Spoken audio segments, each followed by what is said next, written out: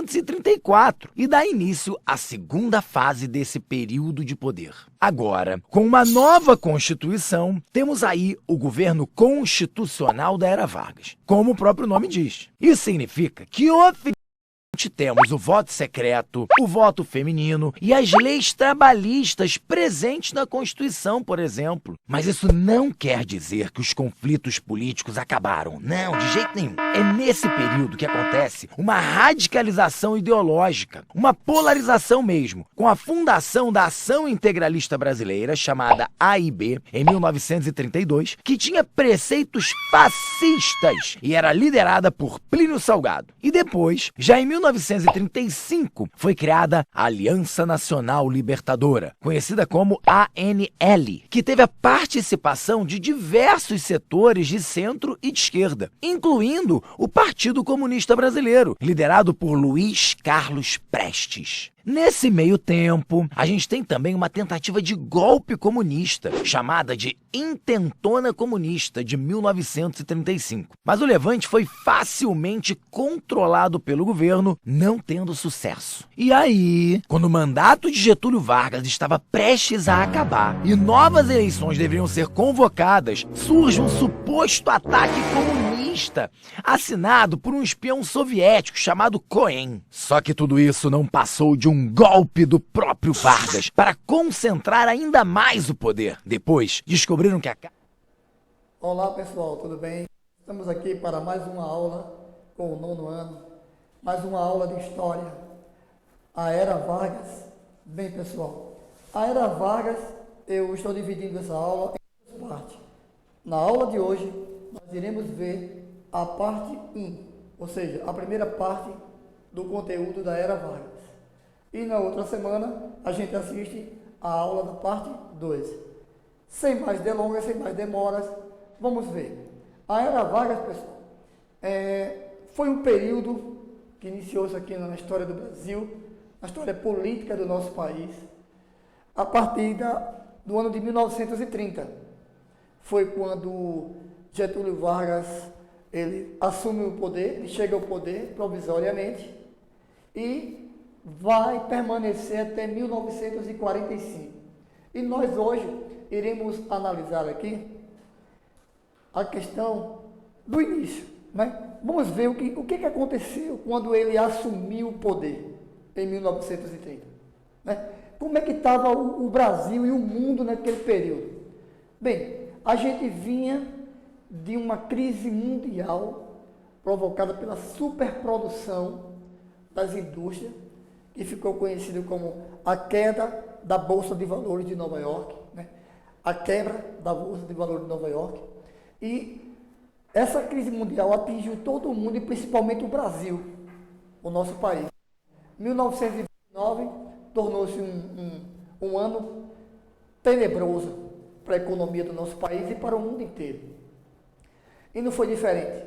Aqui no Brasil, Vargas chega ao poder após vai estourar, né, uma revolução em 30. E Vargas, ele chega ao poder em 1930. Mas quando ele chegou, o que aconteceu? Isso, vamos ver agora. Ele recebeu o poder em caráter provisório e governou o país até 1945. Ora, por via constitucional, ou via como um ditador. Isso mesmo que vocês escutaram, que vai ser o assunto da próxima aula, quando a gente for estudar o Estado Novo de Getúlio Vargas. Ele era um ditador. E depois eu falo sobre isso para vocês. Voltando aqui ao início, então, ora por via constitucional, legalmente, né, dentro da Constituição, e ora por via como um ditador. Ele governou o país, passou 15 anos.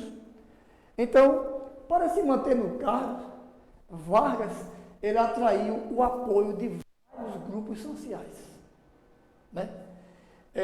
Como, por exemplo, podemos citar parte de integrantes do movimento tenentista, da revolta do Forte de Copacabana, de 1922, 24, essas revoltas que tem, esses movimentos tenentistas que houveram aqui no nosso país. Uma boa parte desse pessoal, que era na maior parte, militares, Vargas contou com o apoio desse povo. Outra classe social que apoiou bastante, desculpa gente, bastante Getúlio Vargas foi a burguesia industrial, que via em Vargas, ou seja, os anseios de que ele pudesse desenvolver a indústria no nosso país. E isso ele o fez mais tarde. Anos depois ele fez alguns investimentos na nossa indústria, né? A classe média urbana foi outra classe social que Vargas contou com o apoio dessa classe social, classe média urbana, né? Poder aquisitivo bom, né? Outra, as grandes oligarquias cafeicultoras da época, ou seja, os grandes ricos fazendeiros, donos de terras, produtores de café do nosso país, apoiaram Vargas nesse período. E uma parte, né, parte do operariado. O que é operariado? São os trabalhadores das fábricas, naquela época das indústrias, que prestaram esse apoio a Getúlio Vargas. Então Vargas chega ao poder provisoriamente e vai se prolongando e passa 15 anos no poder, mas apoiado por isso aí que vocês ouviram eu falar agora. Bem, vamos ver como foi que foi o início, né? Esse governo provisório de Getúlio Vargas. Olha, o governo provisório, ele começa de 1930 e vai até 1934. Se a gente for dividir a era Vargas, são 3 períodos. 1930 a 34 é o governo provisório. 1934 a 1937, temos aí o período constitucional, né? O governo constitucional. E de 1937 a 45 é o período do Estado Novo, ou seja, a ditadura de Getúlio Vargas, o período ditatorial. E vamos analisar agora, nessa aula de hoje, os 2 períodos, que é o provisório e o constitucional. E na aula da parte 2, próxima aula, a gente vai ver o período da ditadura de Getúlio Vargas e o restante da matéria, né, do assunto. Mas vamos ver, no governo provisório, ele, ao assumir o poder, em 1930, Vargas, olha só as primeiras medidas que ele fez, que ele tomou, logo de cara, de imediato, né? Medidas provisórias. Vejam só, ele suspendeu a Constituição que estava em vigor, a Constituição vigente, né? Ele fechou o Congresso Nacional, as Assembleias Estaduais, né? Que são as assembleias que contêm os deputados estaduais. O Congresso Nacional é os deputados federais e senadores, e os ministros. Então, ele também fechou as câmaras municipais, vereadores, prefeitos, nesse período aí, passaram por um grande perrengue. Viu? Veja todas essas medidas provisórias que ele vai tomando logo quando ele assume. Ele, ao mesmo tempo, nomeou pessoas de sua confiança, os chamados interventores, para governar os estados. Esses interventores, na verdade, pessoal, eram os olhos, os ouvidos, os pau-mandados de Getúlio Vargas. Eles iriam ficar atentos a tudo, iriam administrar, mas tudo iria passar pelas mãos de Getúlio Vargas. Ele era o presidente no momento, né? Ele era o chefe de Estado, o chefe político. Então, dentro do governo provisório, ele tomou essas medidas provisórias, ele também, continuando, dando sequência a uma série de medidas que ele tomou. Por exemplo, ele nomeou novos ministros, ele criou novos ministérios, como o Ministério da Educação e da Saúde Pública, o Ministério do Trabalho, da Indústria e do Comércio. Veja, ele foi criando medidas. É como que a pessoa que diz assim, eu vim para ficar.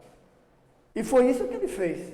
Ele veio realmente para querer ficar. Ele não tinha intenção, Getúlio Vargas não tinha intenção de deixar o governo, que ele estava, mesmo que ele estivesse chegado obviamente, mas ele não pretendia deixar o governo, deixar o país, a presidência do Brasil. Ele não tinha isso. Tá? Ele também, olha só, continuando, ele regulamentou alguns direitos trabalhistas, tá? E também proibiu o emprego a mulheres e crianças no período noturno. Não podia, porque naquela época era comum crianças e mulheres trabalharem nos períodos noturnos nas fábricas aqui no Brasil. Era uma exploração da mão de obra, do trabalho das pessoas. E o salário, ó, bem pequenininho, que mal dava para se sustentar. Foi igual lá na Inglaterra, quando surgiu a Revolução Industrial. Era a mesma exploração do trabalhador. Então, as crianças, as mulheres foram proibidas de trabalhar no período noturno em ambientes insalubres, ambientes inapropriados, né, sujos, inadequados. Não tinha nenhuma condição higiênica. Então, ele foi tomando essa série de medidas. E voltando ali à questão trabalhista, o que ele fez foi o seguinte: ele regulamentou essas ideias trabalhistas, essas leis, esses direitos trabalhistas, que na verdade já eram pleiteados, ansiados, pelos sindicalistas, as pessoas que se reuniam, os primeiros sindicalistas, os primeiros caras que começaram a ter ideias de sindicato, de lutar, de brigar pelos seus direitos.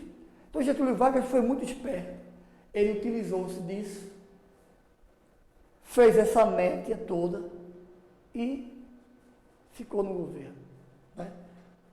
Mostrando inicialmente que ele veio para ficar, para governar o país. Bem, durante esse governo dele aí, né, provisório, vai estourar uma revolução constitucionalista em 1932.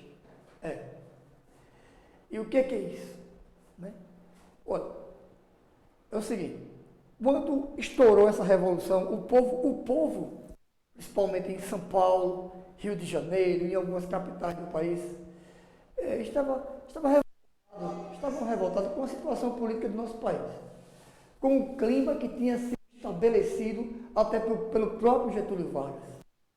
Assumiu tomando essas medidas. E fora os problemas sociais, né?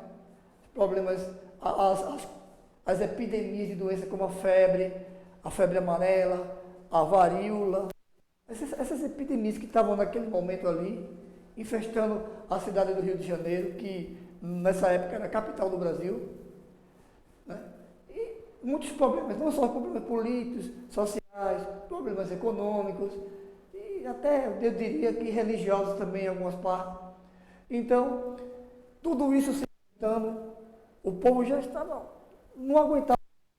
Então, o governo federal, contando com o apoio de forças de vários estados, vai sufocar, vai vencer, né, essa revolução constitucionalista no mês de setembro, em setembro de 1932.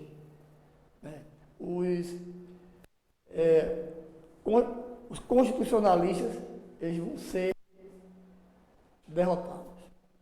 Getúlio Vargas se mantém no poder, mostrando o seu poder. Bem, encerrado o conflito, o que Vargas fez?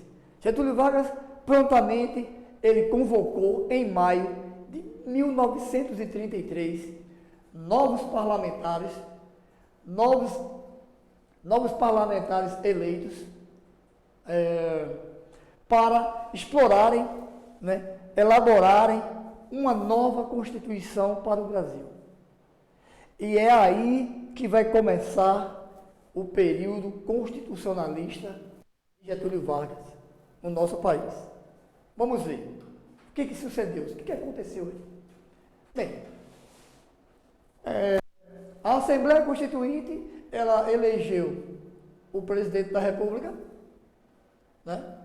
E Getúlio foi confirmado no cargo como presidente, agora como presidente constitucionalmente, porque quando o presidente assume um país, né, com todo o procedimento constitucional, ele está ali legítimo, de fato e de direito. Então foi isso que aconteceu com Getúlio Vargas. Ele foi esperto, ele preparou todo o terreno, tá? Contou com o apoio dos diversos segmentos da sociedade, contou com o apoio de forças armadas de vários estados brasileiros, e aí assume o governo constitucionalmente, né, constituído dos poderes que lhe dá direito pela Constituição. Surge nesse período duas correntes políticas ideológicas antagônicas. Uma de cunho fascista, fundada por um jornalista chamado Plínio Salgado. Ele foi e criou a AIB, a sigla AIB, Aliança Integralista Brasileira, né? E essa Aliança Integralista Brasileira, ele tinha como líder Plínio Salgado, que era um cara que tinha as ideias fascistas. E o outro segmento político que surgiu foi a Aliança Nacional Libertadora, a ANL, a sigla, né?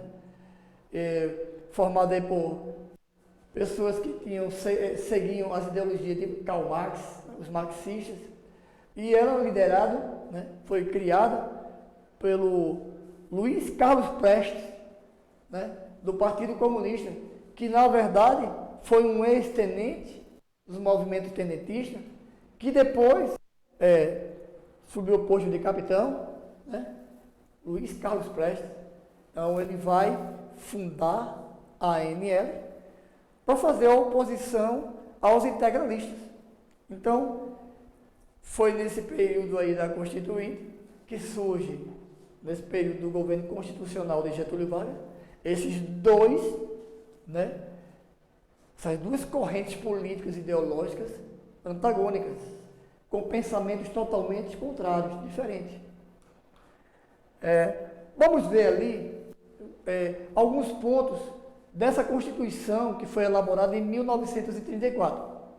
Bem, a nova Carta, ela foi promulgada em 1934 e tinha como principais pontos, principais características, as seguintes: a manutenção do regime federalista, tá?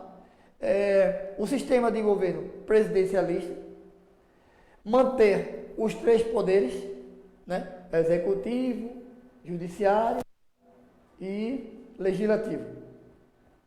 Também o voto secreto,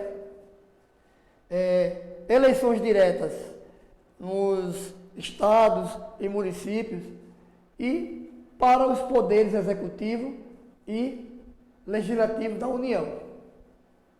Então, eram pontos primordiais. Outra característica importante desse momento aí era o voto feminino.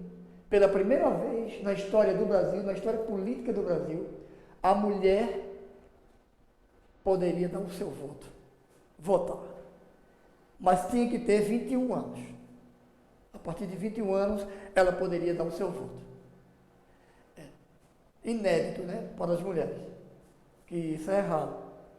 Que homem e mulher na sociedade brasileira têm os mesmos direitos, né? Ou se não tem, deveriam ter, né? A gente sabe disso. A presença, também outra característica, a presença de várias leis trabalhistas, como eu falei agora há pouco na aula.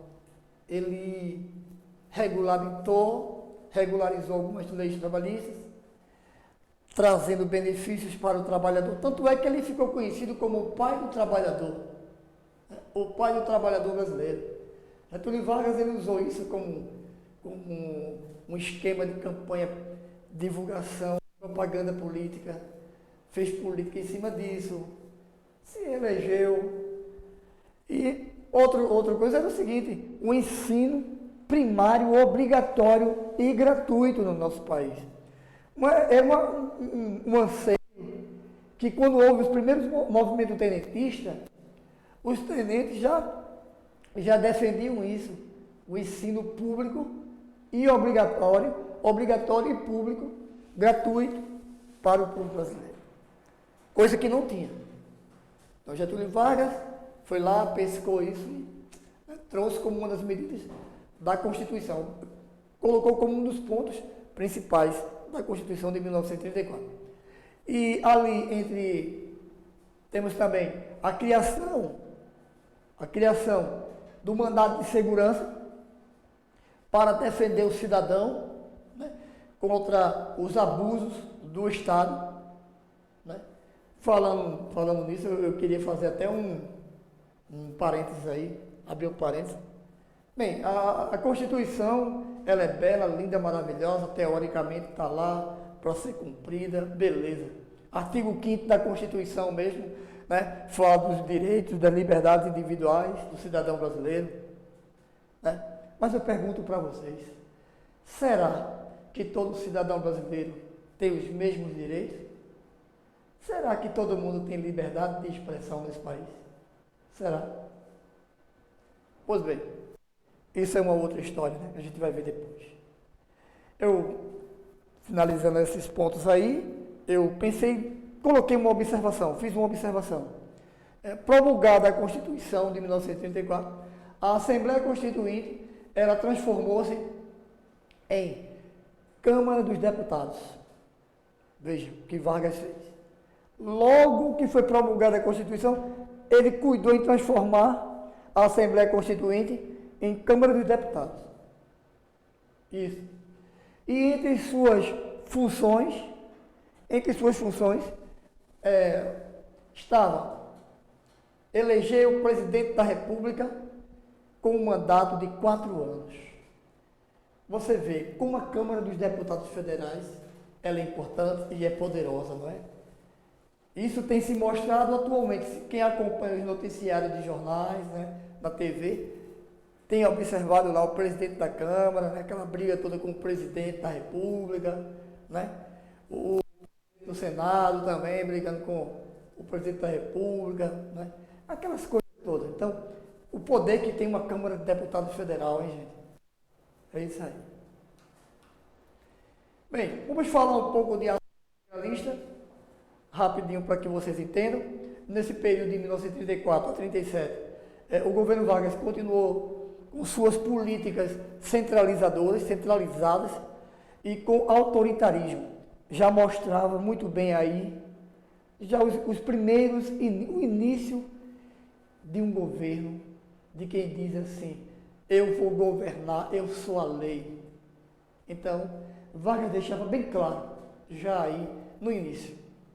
E em outubro de 1932, Plínio Salgado ele criou essa aliança integralista brasileira, a AIB, que era uma organização inspirada, né, tinha inspiração fascista, com o lema Deus, Pátria e Família. Deus, Pátria e Família. Algo parecido com o que o presidente hoje tem no seu lema, né? Dentro do seu sistema de governo, sua maneira de pensar, né? De conduzir. O presidente atual do nosso país, ele pensa mais ou menos por ali, sabe, gente? Mas eu não vou entrar em detalhes sobre isso agora. Né? Um momento oportuno eu falo sobre isso para vocês. Eles tinham uma organização paramilitar inspirada nos partidos autoritários europeus. Que partidos autoritários europeus eram esses? 2 que se destacaram. Lá na Itália, o Partido Fascista. E lá na Alemanha, os nazistas de Hitler. Na Itália, Mussolini. Benito Mussolini na Itália e Adolf Hitler lá na Alemanha. Hitler com seu nazismo, Mussolini com o fascismo. Então isso aí inspirava as ideias da Aliança Integralista. Os integralistas também pregavam a criação. Olha o que eles queriam. A pregação de um Estado totalmente integral, isto é, uma ditadura nacionalista do partido único e a luta contra o comunismo, para acabar com o comunismo dentro do seu país. Então, eles queriam que um líder supremo, né, ditador, governasse o país, assim, de forma extrema, e combater o comunismo. Já a Aliança Nacional Libertadora, criada por Luiz Carlos Prestes, ela tinha, veja só, ela pregava o seguinte, pregava a reforma agrária para o trabalhador do campo, ter direito a um pedaço de terra, que isso seria o ideal. O que adianta? Um monte de terra está concentrado nas mãos de uma minoria da população, que não chega nem a 2% da população desse país. A classe latifundiária rica, fazendeiros, donos de imensas quantidades de terras. Por que não distribuir essas terras em partes iguais? Por que não dar o direito ao trabalhador de viver de maneira digna, poder produzir na sua terra, tirar o seu sustento?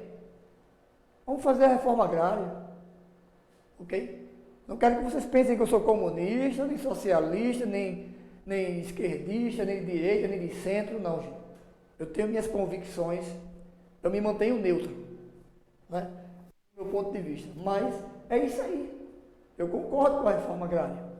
O estabelecimento de um governo popular e democrático, sim, democracia. Uma democracia, o governo do povo para o povo. O governante tem que governar para o povo e pelo povo.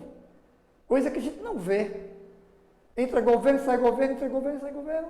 E a gente vê o povo cada vez mais massacrado, humilhado, mais miserável, passando necessidade, passando fome, desemprego aumentando todos os dias. Então, isso a ANL desejava, um país com governo popular democrático. A nacionalização das empresas estrangeiras aqui dentro do nosso país. Ó, você vê hoje uma empresa multinacional, ela entra aqui dentro do nosso país somente para tirar proveito das nossas leis, paga poucos impostos, impostos baixos, produz aqui dentro, emprega pouca, não emprega muita gente, a mão de obra que traz é especializada de fora. Então veja o que essas nacionais. Isso acontecia já naquela época lá, as fábricas, as indústrias. Então as que quiseram vir para aqui para o país nesse período aí mesmo, vamos nacionalizar as empresas. Vamos desenvolver a indústria do nosso país, dar valor, valorizar o nosso país. O cancelamento da dívida externa do país. Bem, isso aí é uma questão que tem seus pormenores para ser tratado, né? Eu acho que eu acho que não é ir por aí, não é o caminho, não seria o cancelamento, mas seria uma negociação para que se pudesse pagar essa dívida externa, né? Mas tudo bem, é uma proposta dentro da ideologia deles, da ANL. Diante de todo esse processo, lá em novembro de 1935, os comunistas, liderados por Luiz Carlos Prestes, lá no Rio Grande do Norte, também o movimento expandiu-se para Paraíba, para Pernambuco, tentaram promover uma revolução contra esse governo de Vargas. Tudo que estava acontecendo, né? E ficou conhecido na história brasileira, na história do Brasil, como a intentona comunista. Um movimento realizado por militares de baixa patente, como cabos, soldados e sargentos, começou lá no Rio Grande do Norte. Então, essa revolta ela tinha como principal objetivo derrubar o governo de Vargas e instaurar o comunismo no Brasil. Bem, gente, tem pessoas que, quando vai ler sobre o comunismo, acham que o comunismo seria uma coisa ruim para o nosso país. Olha, eu acho o seguinte, acho que depende da ótica, do prisma que você olha, observa e procura entender o que significa aquilo lá, aquela ideologia. Eu acho que o comunismo, se ele fosse implantado da forma correta, como Karl Marx e Engels, os dois inseparáveis amigos, criaram, bem, talvez o país tivesse vivido momentos muito melhores do que viveu e do que vive até hoje. Tá? Eu acho que depende de como o comunismo ele é implantado, de como ele é trabalhado. Eu acho que tudo isso depende. Então, eu tenho meu ponto de vista. Tá? Não estou tomando partido de nenhum lado, nem do lado A nem B. Mas temos que ver, analisar. Então, esse é o papel de nós, professores de história, passar isso para vocês e formar opiniões de vocês como cidadãos e que vocês possam ler a história, interpretar. Não considere a história como um produto pronto e acabado. O conhecimento não é algo que está pronto e acabado. Ele está sendo construído a cada dia. Ele é interpretado e construído a cada dia. Tá? No final do movimento, muitos líderes foram perseguidos, presos e torturados. Bem, pessoal, eu quero agradecer a todos vocês, né, a participação de vocês, aos professores e colegas que estão assistindo nossa aula, aos nossos alunos da Rede Municipal de São Caetano, né, e vocês possam acompanhar nossas aulas pelo canal do YouTube, da Secretaria da Educação, pelo Facebook também, tá? Quem não está conseguindo ter acesso à internet, procure com os supervisores na escola, pegar esse material que está sendo impresso para vocês aí. E eu agradeço a todos e até a próxima. Um grande abraço para todos vocês.